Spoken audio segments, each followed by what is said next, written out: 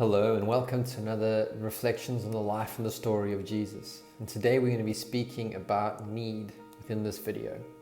What we see is that after Jesus had this incredible teaching on the mountainside, called the Sermon on the Mount, really this great sermon, this great teaching of authority, this great moral teaching that he gave to people, he starts to come down the mountainside and immediately he's met with this incredible need.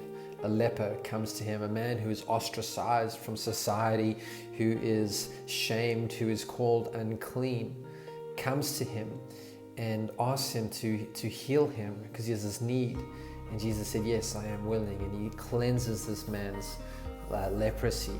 Then straight after that, we see Jesus as approached by a centurion, someone who's not even Jewish, coming to him with a need because his servant is sick. And he says Jesus doesn't have to come, he can heal him with a word. And we see that Jesus heals and he meets the centurion with this need. Then we also see that Jesus comes to Simon Peter's house, and there his mother-in-law is lying with an incredible fever, and he heals the fever. And she gets up and she waits on them, and she serves them food and meal.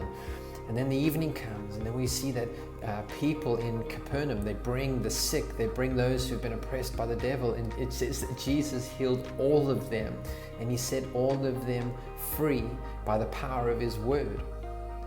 And so Jesus carries our infirmities, he carries our diseases, he heals, he meets us with our need. But not only that, we also see that now Jesus and his disciples, they go from Capernaum because this large crowd has gathered, and he wants to move on to another place. And so they get into the boat and they want to cross the Sea of Galilee.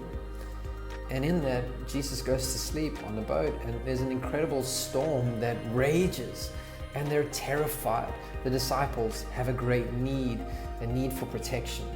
And they wake Jesus up, and he rebukes them for their lack of faith, but then he quietens down the wind and the waves. He commands him to be still. And I love this last line where they say, "What kind of man is this? Even the winds and the waves obey him."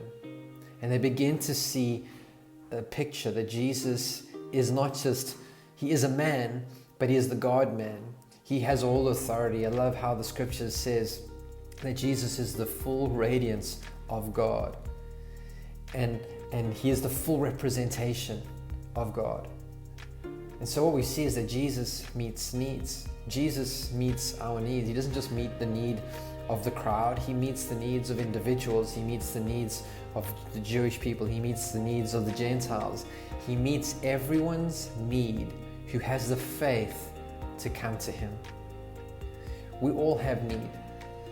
And my reflection for today is that we should have the faith to bring our need before him, not in this Hail Mary pass, but in this confidence to know that Jesus is the one who meets every need. He heals sickness. He provides. He protects.